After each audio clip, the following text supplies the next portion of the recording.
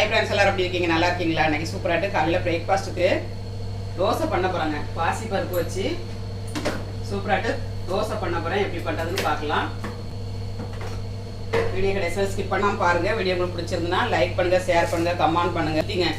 ஹெல்த்தியான பிரேக்ஃபாஸ்ட் பண்ணலாம். நான் ஒரு 3 பேர் சாப்பிட்ற மாதிரி பயிர் எடுக்க போகிறேங்க. 1 டம்ளர் எடுக்க போகிறேன். சட்னியில் ஆட் பண்ணிக்கலாம். சூப்பரான சட்னி ரெடி ஆகிட்டுங்க. இப்போ மாவை ஆட் பண்ணிக்கலாம். ஒரு கரண்டியை ஊற்றி நம்ம இப்படி இதை மாற்றி வைக்கணுங்க. அட்டகாசம் மட்டும் சட்னியும் தோசையும் ரெடிங்க. சூப்பராகிட்டு காலையில் பிரேக்ஃபாஸ்ட் பண்ணியாச்சுங்க. இந்த மாதிரி நீங்களும் வீட்டில் ட்ரை பண்ணுங்கள். ட்ரை பண்ணிட்டு எப்படி வந்துச்சுங்க அதை கமெண்ட்ஸ் பண்ணுங்கள், லைக் பண்ணுங்கள், முக்கி சாப்பிட்டு பார்க்கலாம். சூப்பராக இருக்குங்க.